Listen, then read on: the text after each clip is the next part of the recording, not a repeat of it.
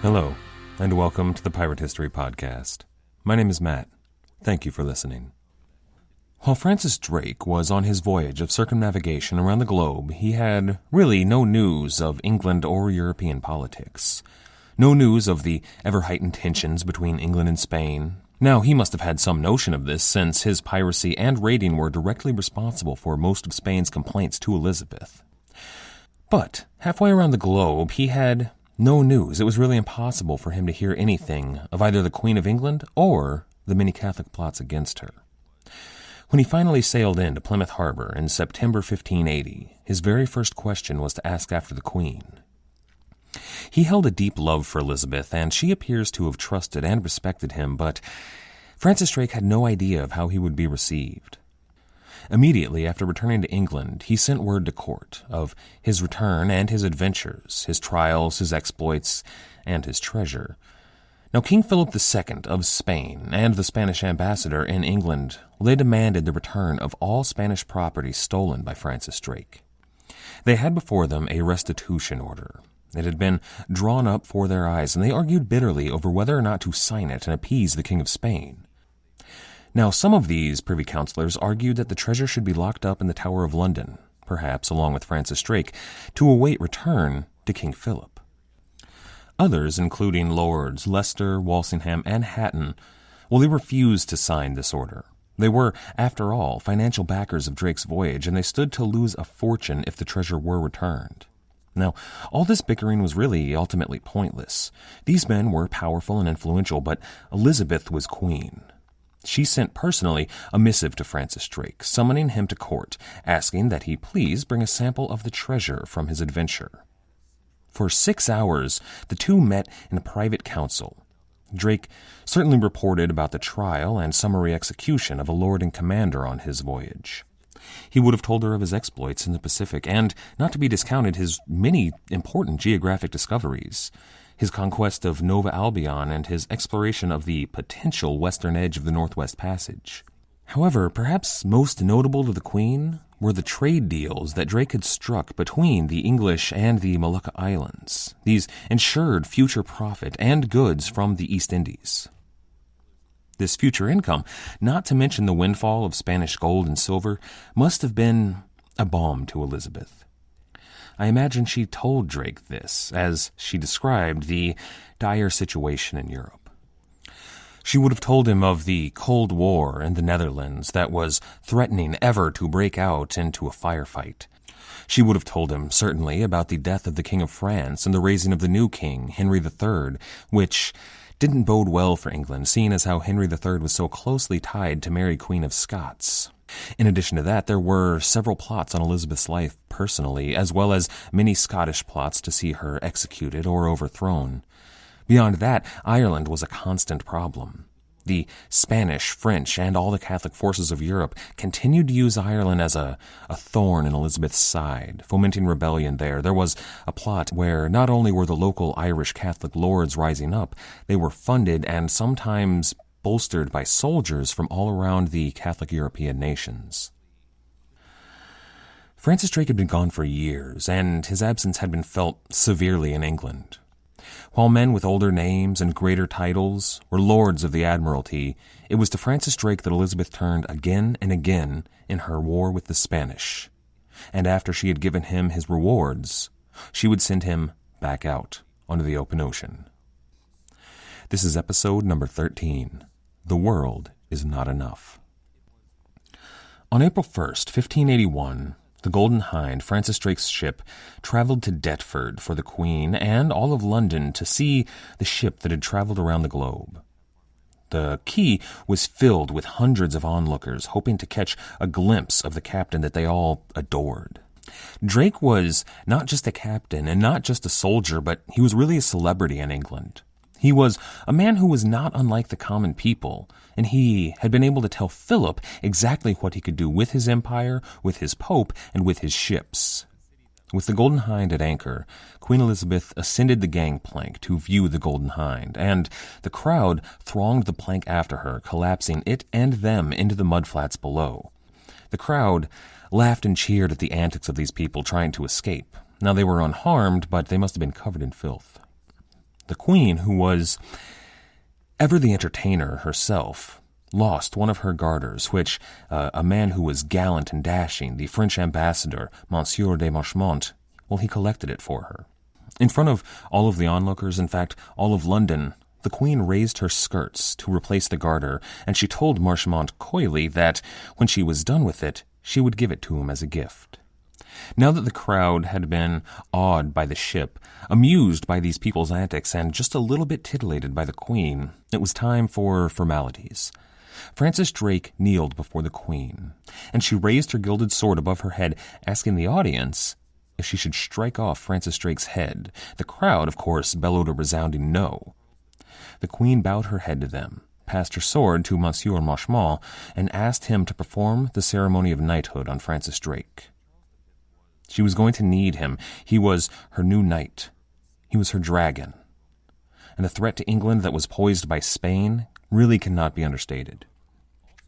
All of the things that she had told Francis Drake, be it the situation in the Netherlands, the rebellions in Scotland, the open rebellion in Ireland, or the many plots against Elizabeth's life, they were all backed by the Spanish. Be it financially, or with spies, or even with soldiers, the Spanish were behind everything. Spain was growing ever more powerful, too. While Francis Drake had been on his voyage in the year 1578, there was a battle on the shore of Morocco called the Battle of the Three Kings. There, King Sebastian of Portugal was killed. His elderly uncle, a deaf and blind old man named Cardinal Enrico, was raised to the throne.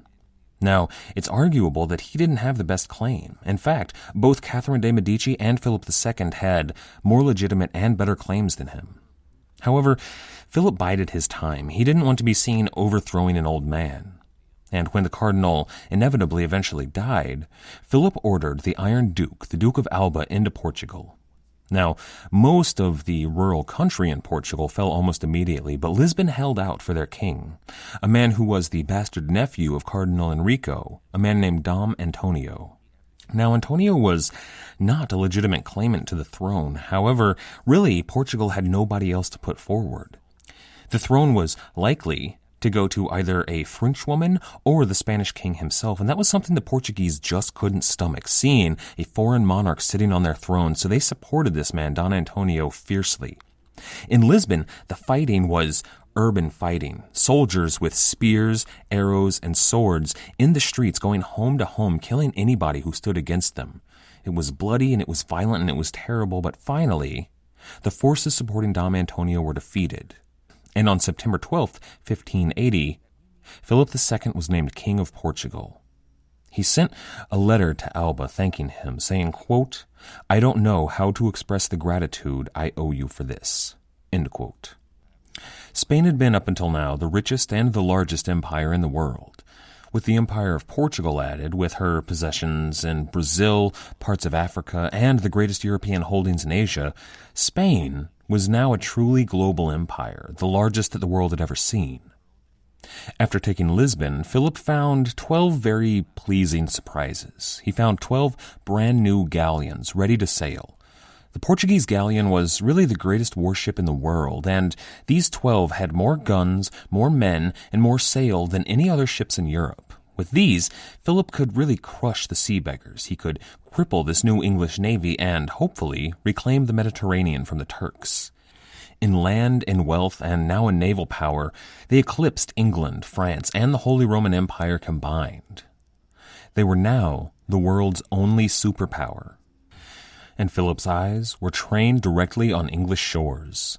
Now, he wanted to avoid open war with Elizabeth, but he supported every Catholic plot against her and her nation.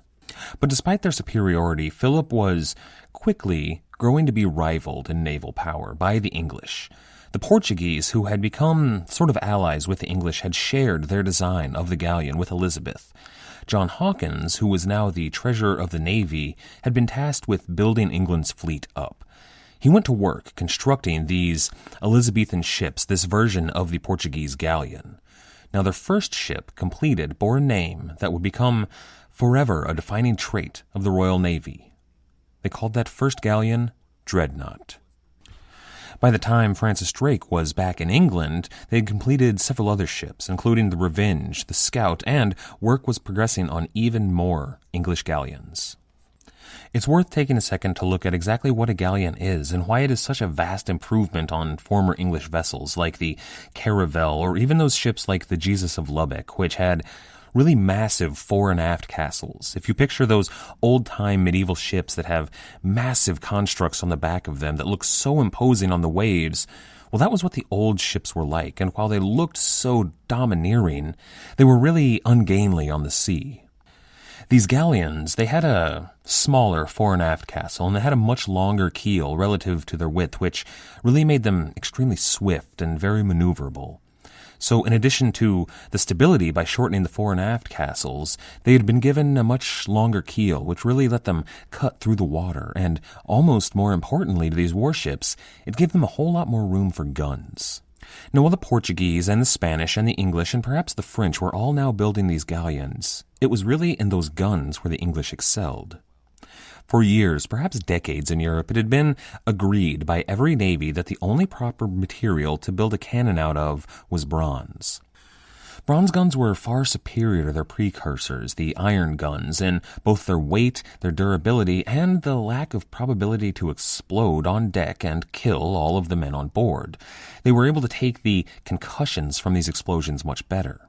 Now, bronze guns were extremely expensive, though, and they were difficult to produce. The Spanish and the Portuguese relied almost exclusively on the German foundries making these bronze guns. The English, unfortunately, were unable to buy any more of these bronze guns. Due to the war in the Netherlands, they had had their trade cut off primarily with the continent, so they had to do something radical to produce their own guns.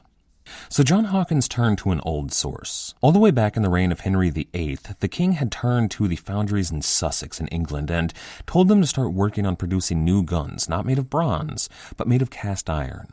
Now, this was agreed by all the navies to be inferior. However, he told them to develop a gun that could take these concussions and was less likely to break and also extremely maneuverable on board a ship. When John Hawkins turned to them, he found that while their guns were still inferior to the bronze guns, they were able to produce them much more safely than they had before and much more quickly and cheaply than anybody could produce bronze guns in Europe. These guns were lighter than their forebears, more maneuverable, and most importantly, capable of rolling from one side of a ship to the other. They were now built along extremely strict plans that were much more stable and less prone to destruction. These cast iron guns were all identical. All of the galleons they were building were also made by very specific plans that matched these new iron cannon. So you could fit so many of these guns on board that really, well, they looked like monsters bristling with thorns. These new English galleons had more firepower than any other ships in Europe, all due to these improvements on the iron cannon. So the Queen and John Hawkins now had all of these brand new ships with brand new guns, and the question remained, though, what exactly to do with this new and powerful navy.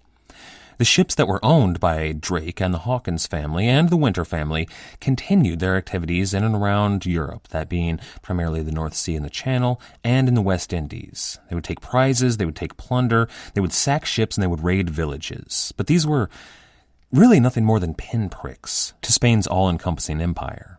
They needed a true plan to showcase their naval might and to deal a real blow to King Philip of Spain, something that would make him stand up and take notice. This new navy was a big deal, and whatever their plan was going to be was discussed all around England. In lords' castles and tavern rooms, these armchair admirals would discuss exactly what should be done with this new navy. But the men who were really in charge of the navy, men like William Winter, John Hawkins, and Francis Drake, well, they came up with many plans, and some of these plans they even planned out meticulously, down to where they would get all of their materials from. However, again and again, these plans were vetoed by sometimes the Privy Council, but more frequently by Elizabeth. Her new navy was expensive, and she didn't want to see it wasted in some reckless naval action. She needed proof to be convinced that whatever their plan was, it would go off without a hitch. The first and most audacious of these plans, to at least be seriously considered by the Privy Council and Elizabeth, was brought to the council by Sir Francis Drake. Now, Drake had befriended and made an ally of that Dom Antonio de Crado, that dethroned and exiled king of Portugal. The plan that they had come up with together was to attack the Spanish treasure fleet at the Azores, which was really a Portuguese loyalist stronghold. However, now Philip was using it as it was now part of his empire. This was a means not only to rob the King of Spain of all of the riches in his treasure fleet, but also to take back that stronghold for Dom Antonio and perhaps lead a rebellion against the King of Spain. This would have stung him on 2 points very strongly, and it appealed to everyone in England, but it was imperfect for a number of reasons. First being that it was risky and potentially disastrous. Elizabeth wanted something that was less probable to failure. The second being that this would be an open declaration of war with Spain. It would be allying with this Portuguese king in a civil war for the throne, which was something that, as yet, Elizabeth was not ready to consider. So Drake had other plans that he decided to bring to the attention of some of the more powerful men in England. This time, he went directly to the Earl of Leicester and pleaded with him for another mission. This was a voyage that Drake would plan and fund, but he would not actually lead himself. The plan was to go trade with that Sultan Babu in the East Indies that Drake had made that trade alliance with. The voyage was backed by Drake, and Leicester got behind it as well. After those two, Walsingham, Hatton, and Admiral Lincoln all got on board. In addition, that Muscovy Company and many of the other corporations in London got on board as well. It was quickly fully funded. Any operation backed by such a list of people got a lot of support. However, Drake wouldn't be on board, and that absence, well, it left sort of a power struggle to see who would actually lead this voyage. Drake had men that he thought would be best for it, but these were among his friends, people who were those rough West Country Englishmen that these nobles in London didn't think would be best for the voyage. Perhaps they should have listened to Drake in the long run, but eventually the captain of the voyage went down to a man named Edward Fenton. Now, Fenton was a distinguished military man. However, most of his distinctions came from military actions on land. Really, he had almost no experience with the sea, which has proved in the past disastrous. And in the fleet that Drake was putting together, it showed. When Drake went to survey the ships, he found that every ship was light on tackle and wine, and so he appointed several of his own trusted Marines to supervise the provision of these ships. Now, the council had gone over Drake's head to appoint Fenton, but Drake had every confidence that his own men who were on board each of these ships would see that the voyage went well and would return with a wealthy and resounding success. The voyage was a disaster. Almost immediately, Fenton found himself alienated from the more seasoned sailors, and in the vast expanse of the Atlantic Ocean, well, he began to lose his mind. His men on board demanded that the fleet sail west rather than east to go back to the Strait of Magellan and plunder Peru as Drake had done a year before. Fenton, who had quickly lost complete control of the men on board these ships, had really no command left, so he acquiesced to it. And when they reached Brazil after sailing west, well, it showed why a wise and competent commander like Francis Drake really was vital to a mission like this. The fleet attacked the very first Spanish ships that they came in contact with, 3 of them, and one of them they wound up sinking. So immediately, all of the ports in the region closed up shop and defended themselves with whatever guns and ships they had available. Now, Francis Drake, while he may have taken certain ships, he wouldn't have sunk them, and he wouldn't have sunk the first ships he encountered. He would choose his prizes much more wisely. So the fleet was forced to fled back east, penniless, destitute, and Fenton, well, he raged at the men on board, and he demanded that they take the island of St. Helena, and also demanded that they name him king. He told the men that they could plunder every ship traveling to and fro the Cape of Good Hope, and they could build themselves a paradise. They didn't. The fleet returned to England. They were smaller, and they were broken, and one of Drake's brothers, John Drake, had been left behind, never to be seen again. The mission was a disaster. The captain, that King of St. Helena, well, he was ushered into retirement quietly. Elizabeth seethed in court. In the 13 months that the doomed voyage had been gone, Philip had crushed the fleet of ships loyal to Dom Antonio in the Azores. Now, this wasn't the English Navy, but these were allies to Elizabeth. And that wasn't the end of the bad news. William of Orange had been assassinated. The Duke of Parma in the Netherlands, who had taken the place of the Iron Duke, was even more merciless than Alba had been, and Dutch independence was faltering. Elizabeth turned to Sir Walter Raleigh, who was her new favorite at court. She had given him the nickname Water, as she realized that she couldn't live without either of them. She asked him to found an American settlement at Roanoke, which was something that Raleigh and his brothers were eager to do. Now, as that settlement wasn't getting off to the best start, Elizabeth was forced to turn, once again, to her most powerful weapon. She planned to unleash her dragon. Now, Drake's plan hadn't worked out, but he hadn't been at the helm, so John Hawkins brought a plan that he had mentioned to Elizabeth before. He brought it back to her. This was a plan, simply, to go back to the West Indies and continue raiding. Now, he was fresh off a voyage that his family had been involved in that had gone extremely well, but that wasn't an official royal naval voyage. A document from November 1584 shows the Queen, Sir Francis Drake, John and William Hawkins, and the Lords Leicester, Raleigh, and Hatton planning a voyage. Now, it was possible that they were planning a voyage to the Moluccas. This was something that hadn't happened on the last voyage because Fenton had lost control of the crew. However, this voyage would not be so small. This would have 11 large ships, at least 4 barks, and 11 pinnaces, carrying at least 1,600 men. This was going to be an official English naval fleet, the largest ever commissioned by the Queen, and there was only really one choice for Admiral. On Christmas Eve, 1584, Sir Francis Drake was named Admiral of the English fleet. Now, only a few days later, on December 31st, Philip II of Spain and the French royal family signed what is called the Treaty of Joinville, forming the European Catholic League against the Protestant forces of Elizabeth and the Netherlands and the French Huguenot forces. Now, Philip was nervous about Elizabeth's intentions and the rumors of her amassed fleet. Since the Spanish ambassador, Mendoza, had been exiled in England, news was unreliable, and he wanted as strong an alliance in Europe as possible. Now that ambassador, who was in exile in Paris, did get occasional word of what was happening in England, and he sent Philip word of the amassing fleet, which was a confirmation of Philip's worst fears. Now, in only a few days' time, Philip received another message, this time from the Duke of Parma in the Low Countries, informing him that the English had cut off all trade with the Spanish Netherlands. The signs were clear that Elizabeth was no longer playing games with Spain. Now, Philip's highest military officials urged him to act. Both the Iron Duke of Alba and the Admiral Santa Cruz pushed for open war with England.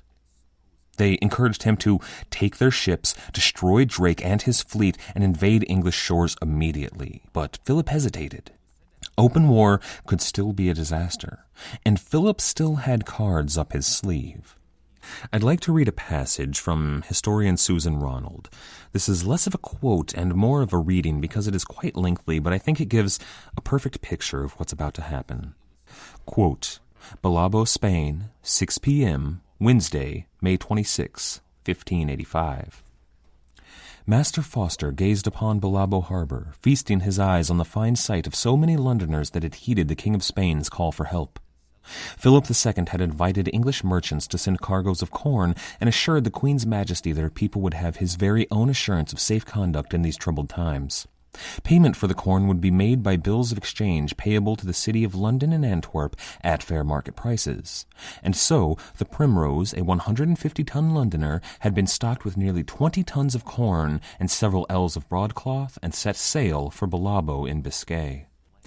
Master Foster had heard that the country was starving, that the whole of Iberia had had a harsh winter, though the master of the Primrose and his men could be no firm judges of that fact for themselves.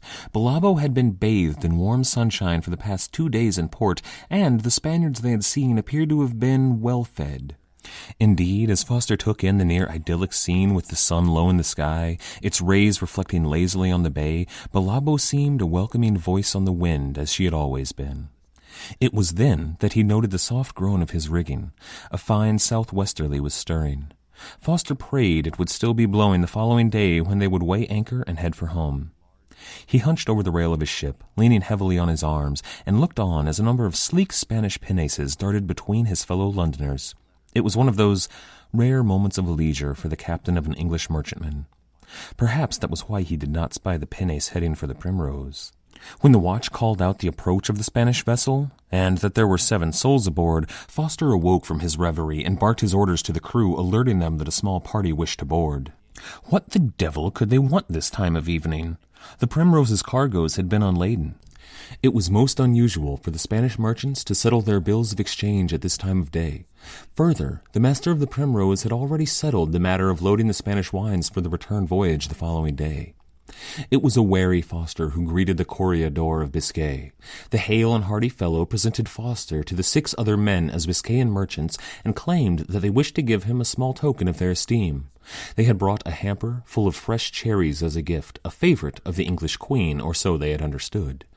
Master Foster thanked them and ordered that beef, biscuit, and beer be brought to the impromptu gathering in his cabin. Yet, before they sat down to eat, 4 of the Biscayan merchants made their excuses and announced their intention to return to the shore aboard the Spanish pinnace. This lack of common civility made Foster truly smell danger.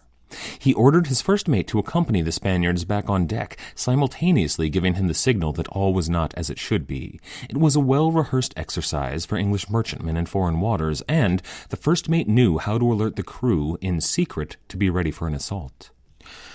The master of the Primrose returned to his unwanted guests, laughing and joking with them in broken Spanish and English, noting all the while through the porthole the pinks and oranges of the setting sun, wondering undoubtedly if it would be his last sunset.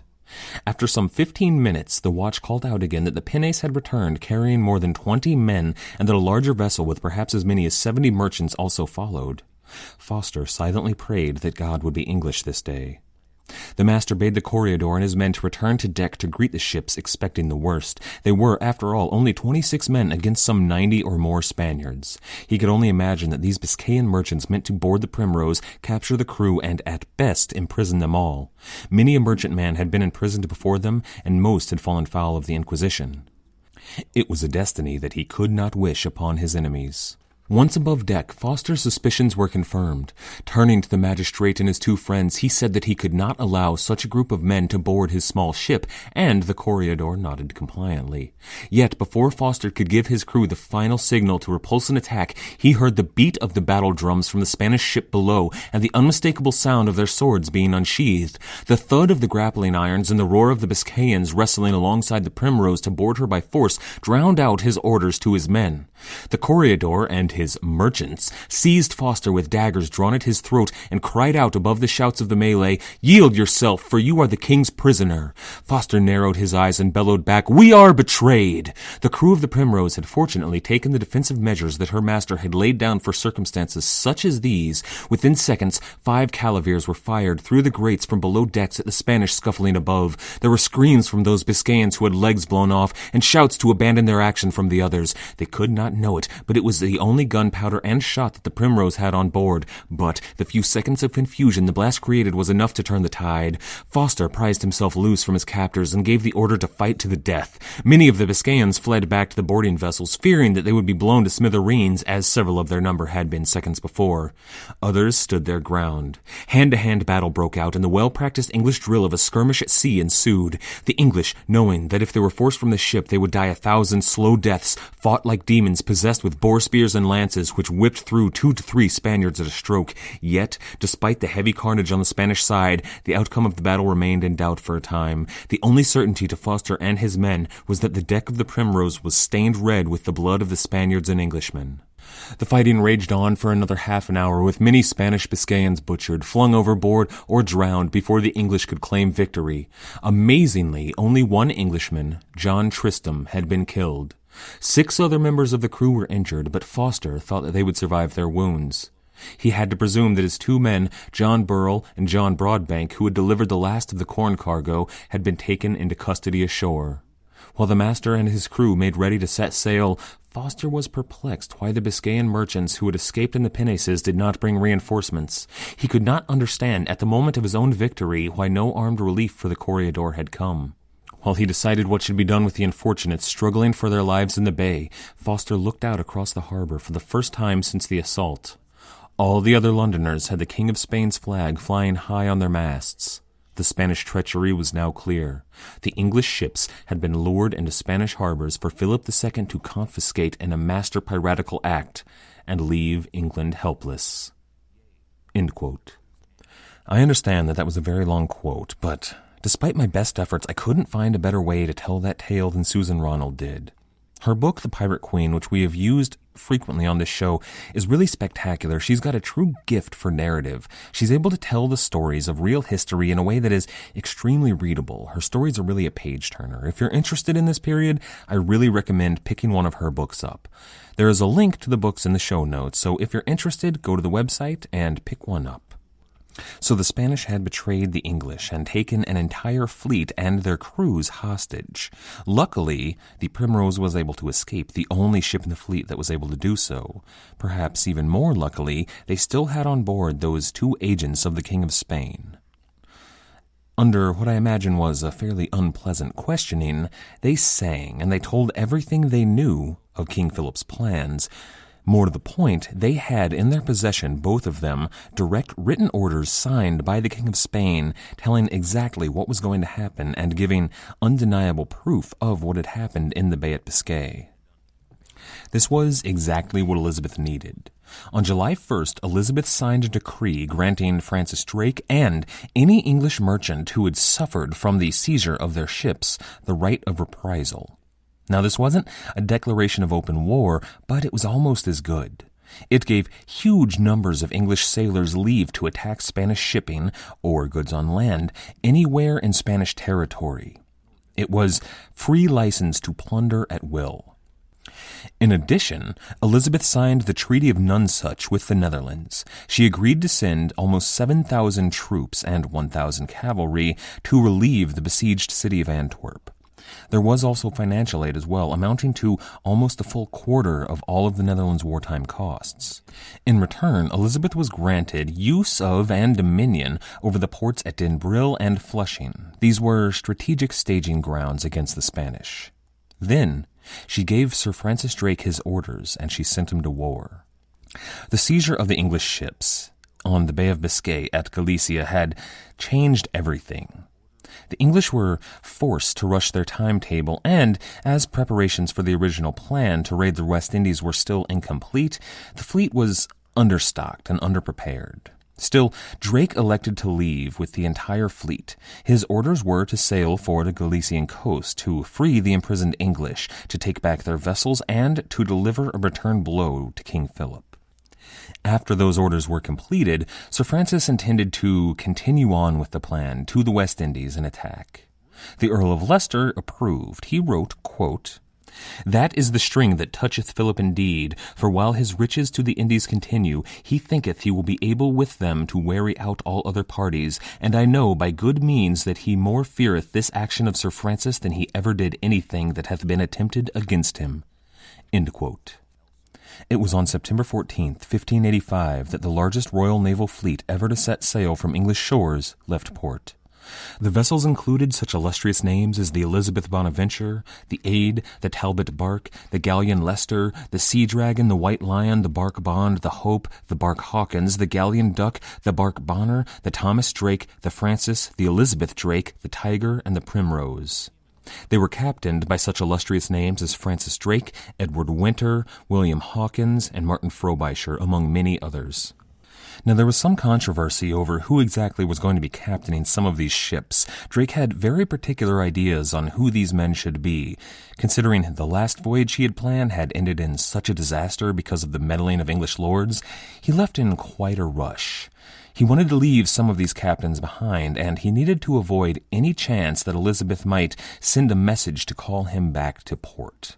Now, in the rush, the fleet left more than half of their victuals, their food, behind. So, all of the captains were, at first, without orders, or really a rough outline at all of what the plan was.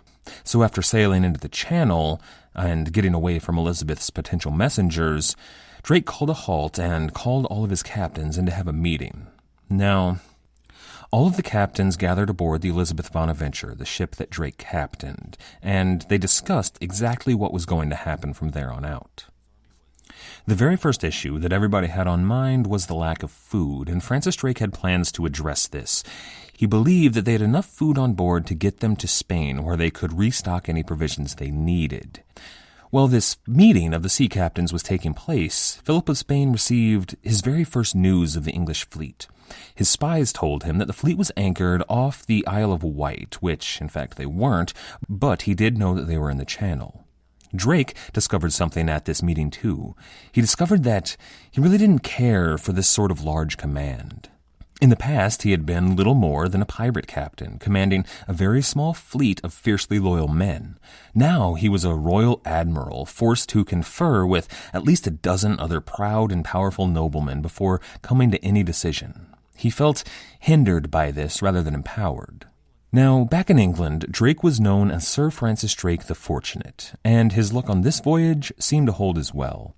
They happened upon a Spanish vessel carrying fish, wine, and the usual other victuals. This vessel would keep the men fed and happy at least until they reached the coast of Spain. On the 27th of September, the fleet set anchor at the mouth of the Vigo River near Bayona, Spain.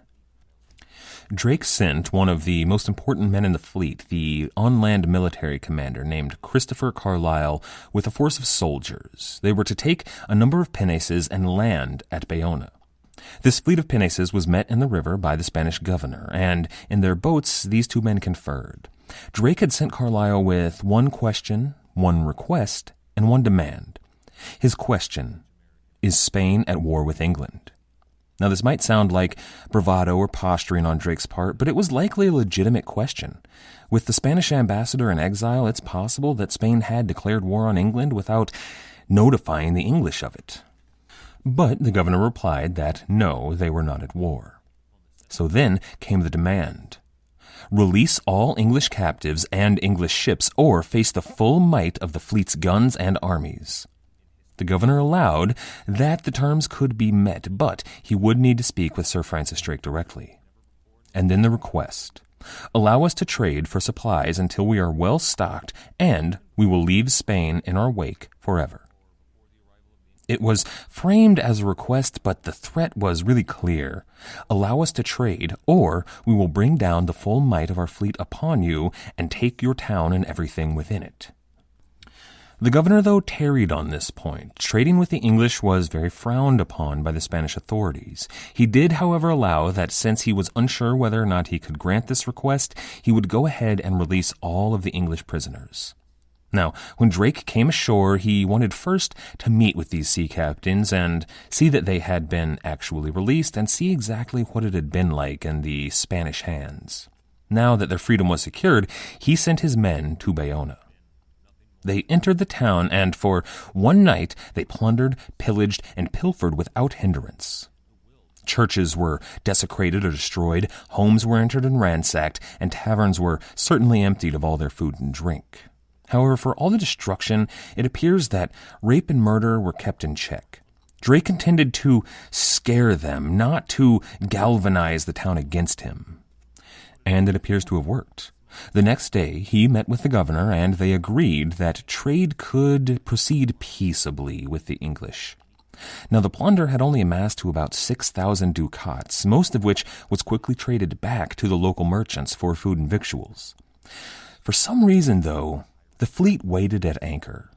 Perhaps they needed repairs to some of their vessels. A storm had hit while they were in the harbor. Perhaps some of the other captains believed that they were not still provisioned well enough to travel west across the Atlantic Ocean. Or perhaps there were other reasons. Drake did have other plans that he hadn't exactly told all of the captains about.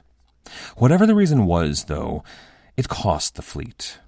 Their primary target on this voyage, aside from freeing the English, was to take the Spanish treasure flota. They knew that it was coming, and they had plans to take it. And the bay at Biscay, where they stayed, may have been a perfect place to wait. Unfortunately, while they dallied at anchor, the Spanish treasure fleet passed by just over the horizon, completely oblivious to the English presence. This fleet carried millions of dollars in Spanish silver, and it passed less than 12 hours away from their grasp. It appears that they had been waiting for it on the coast of Galicia, and it's unclear exactly why they waited so long. It's likely that it was in fact a simple mistake.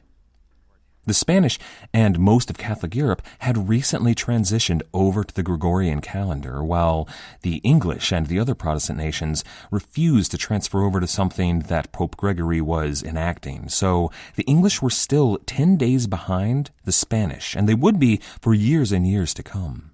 It's possible that whatever news Francis Drake had about the Spanish treasure fleet was in fact correct, but he was 10 days behind on his calendar from the Spanish.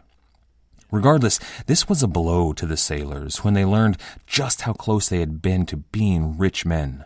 So in mid-October, they left the coast of Spain and sailed for the Canary Islands, and then on to the Cape Verde Islands, where they arrived at the island of Palma on November 2nd. The fleet immediately began taking fire from the fort. According to an anonymous sailor who left a journal on board, quote, "The first shot was made at our Admiral, which went fair over. The second being likewise shot at her stake atwixt our general's legs, standing his galley with Captain Frobusher and C. Carlyle of the Captain George, and the other, the splinters of a plank where they stood, hurt George a little, but there was no more hurt done by it being a minion shot." End quote. What he's saying here is that this cannonball passed between Drake's legs while he was pacing on board with the other captains, and this has gone down in Drake's legend as a symbol of his luck and fearlessness in battle. However, the resistance from the island fort was too much for the English to bear, so they turned tail and ran. They raided all throughout the Cape Verde Islands, but they found really little or no plunder, and still even less food, water, or wood. Their last landfall on the islands at Santiago, several men visited a local curiosity, something they didn't see back in London, the hospital there. These men were impressed by the cleanliness and order, but they spoke of the 20 or so suffering inside from, quote, "foul and filthy diseases," end quote. 5 days after sailing away from Santiago into the Atlantic, these foul and filthy diseases began to race throughout the crews of every vessel in the fleet. For the 2 weeks of the crossing of the Atlantic, this plague decimated the men. Every vessel reported at least 2 or 3 deaths per day. It finally passed 200 or 300 men, as many as 500 according to the Spanish records, dead. Many more were permanently disabled by this illness. Upon reaching the Caribbean at the island of Dominica, Drake sent all of the sick men on board ashore, ostensibly so that the climate could help them heal, and he sailed away to the northwest. It was on New Year's Eve, 1585, when the fleet arrived at Santo Domingo on the island of Hispaniola. On New Year's Day, the town was theirs. Santo Domingo was a city that had a rich past in the Caribbean and had been one of the most prominent early settlements of the Spanish. It was a capital and a trading hub that had paved streets lined with tall, whitewashed mansions, peppered by statues and fountains. Drake and his men expected a fantastic haul, but the luster of Santo Domingo had begun to fade. The trade and prosperity of the town had dried up in the last years, and despite the English having free rein in the town for days, they found almost no booty. So, in frustration, Francis Drake ordered captives taken in the town, and he attempted to ransom the city for a full 1,000,000 ducats. When the sheriff of the region countered that so much money simply did not exist in his jurisdiction, Drake began to burn the town down, one building at a time. In the end, they left Santo Domingo with merely 25,000 ducats, a very paltry sum compared to what he believed the town was worth. After the fact, when the exploits of this raid were to be published about a year later in England, the events were enhanced in glory and valor, but only 2 of the mentions in that appear to be at least confirmed by the Spanish. Now first, the English despoiled every church, abbey, or convent they found. From that same anonymous sailor's journal, quote, "At our coming to the town's end, we burnt an abbey in which lay an old friar dead, who was killed by some of the soldiers which were disorderly." End quote. The second of these events, confirmed by the Spanish, occurred in a local audiencia building, kind of a town hall, where Drake found and removed a shield bearing a motto in Latin. It said, "Non sufficit orbis." Drake asked the local leaders to translate this message, but they lowered their eyes, embarrassed to do so, and being fearful, they declined. However, one man did speak Latin and did translate for them. The shield held the banner of King Philip II of Spain, and it said his words, "The world is not enough." Drake resolved to return this item to the Queen, proof of Philip's, quote, "proud and unreasonable reaching vain of his," end quote. The governor of the town wrote back to Philip of Spain, describing Sir Francis Drake, El Drake, to him. He wrote, quote, "Drake is a man of medium stature, blond, rather heavy than slender, merry, careful. He commands and governs imperiously. He is feared and obeyed by his men. He punishes resolutely, sharp, relentless, well-spoken, inclined to liberality and to ambition, vainglorious, boastful, not very cruel." End quote. Back in Spain, Philip received word of this attack on his home shores, on his islands, and his New World possessions. He contacted the Duke of Parma, and he asked him formally to draw up plans for the invasion of England. The talk in every inn, household, and royal court in Europe, though, was still of Sir Francis Drake and his raid on the West Indies. The reports were nearly always exaggerated. Drake had taken Havana, conquered Cuba, freed 200,000 slaves, or, on the other hand, Drake had been killed in battle and soundly defeated. Now, while these rumors were inflated, they did hold a nugget of truth. Drake had not sacked Havana, however, he had considered it, and he did free slaves, but not nearly 200,000. Among the slaves he did free, some of them went to join their brothers in the wilderness, while still more joined up with Drake's crew, intending to take revenge upon the Spanish. Now, while the cash prize that he had taken had been so small, ransoming one of the oldest and most prestigious colonial possessions of Spain was a symbol of English strength against Spain. And instead of taking Havana and going towards Cuba, Drake elected to go south towards the Spanish mainland and the port at Cartagena. As the fleet neared the port, Drake landed a force of about 1,000 seasoned, armed, and armored troops under that man Christopher Carlisle, about 4 miles up the beach from Cartagena. His fleet sailed near to the well-defended port there. They suffered a lot of withering fire from the fort. There was a chain barricade across the port as well, and 2 galleys in the harbor holding them back, firing at them. Now, Drake's guns fired relentlessly, drawing all eyes from the town. They didn't really do much damage, but everybody was paying attention to the fleet and harbor. While he was unable to breach the defenses, it's doubtful that that was actually his purpose. Because while Cartagena looked on at the battle in the harbor, those 1,000 Englishmen marched into town. The only resistance that Carlisle faced were some poisoned stakes that were blocking the path that were easily avoided, and an amateurish ambush by citizens of the town, not even trained soldiers. There were attacks from the trees and from the city walls by some natives that were allied to the Spanish, but their arrows just bounced harmlessly off the English armor, so they really weren't any impediment at all. When the town had fallen and Carlisle sent word to him, Francis Drake focused all of his fire on the fort, bombarding it from sunup until sundown. After the sun set, every soldier manning the gun batteries fled in the night. The English took minimal casualties in taking Cartagena, but still the plague continued to rip through them. The Spanish spoke of, quote, boatloads of English dead, end quote, and said that the English were burying their dead in secret to hide how reduced their numbers were. Much like at Santo Domingo, Drake entered into negotiations to ransom the town back to the Spanish.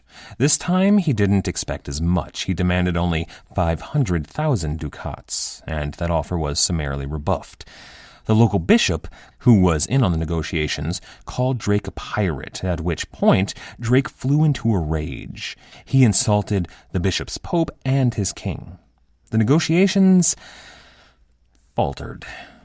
Drake once again set to burning the town piece by piece, culminating in one of his ship's cannons being fired at their newly completed cathedral.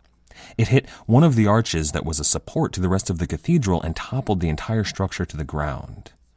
Finally, the town agreed that they would give Drake 107,000 ducats to make the English leave, which Drake accepted. In both of these attacks on Santo Domingo and Cartagena, the records of the Spanish don't indicate that the English were as violent as one might expect when taking a town. They, of course, call Drake a pirate and a villain, which he was, but they also call him a gentleman and an honorable man. Now, yes, the English burned and looted, but as I said before, they didn't murder or rape. They warned the locals in advance before they burned their homes or their buildings. Drake even went so far as to befriend a man in whose home he was staying. Drake, when he found out that the man's wife had died, gave his wife a funeral with full honors. He had his own men dig her grave. They raised the Spanish flag, and he had his soldiers beat their muffled drums. There was a real respect that grew between this Spanish man and Sir Francis Drake, which showed because when Drake finally left Cartagena, he demanded only 5,000 ducats from the man instead of his regular 6,000 because he had been such a hospitable host. From Cartagena, the fleet sailed north. They went on to Cuba, took on some wood and water, and continued on, sailing north to St. Augustine.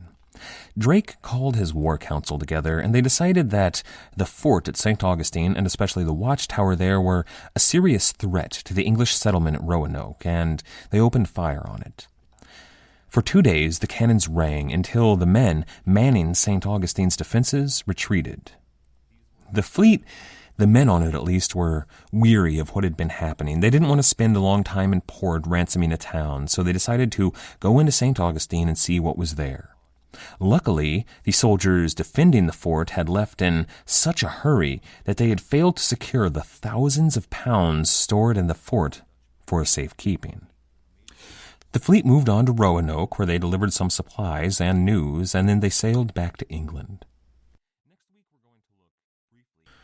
If you're enjoying the show, why not check out our website at piratehistorypodcast.com. Over there, you can find some supplemental information, such as maps and works of art relating to our topics. We also have, on every episode, a list of the sources used. If you're interested in learning more about any of the topics that we cover, those source lists also have links that go to the abebooks.com page for that book, where you can pick up a copy of anything you'd like to read more about. If you do use that service, Abe Books is kind enough to throw me a couple of bucks. We also have an Abe Books search bar at the website. If you'd like to support the show, there are several ways you can do so at the website. There's a PayPal donate button, as well as a link to our Patreon page. That's going to patreon.com/piratehistorypodcast. There's also an Abe Books and Amazon search bar, so if you need to search for anything on either Abe Books or Amazon.com, if you do so through the website, they're kind enough to throw me a couple of bucks. In addition to any of that, you can also leave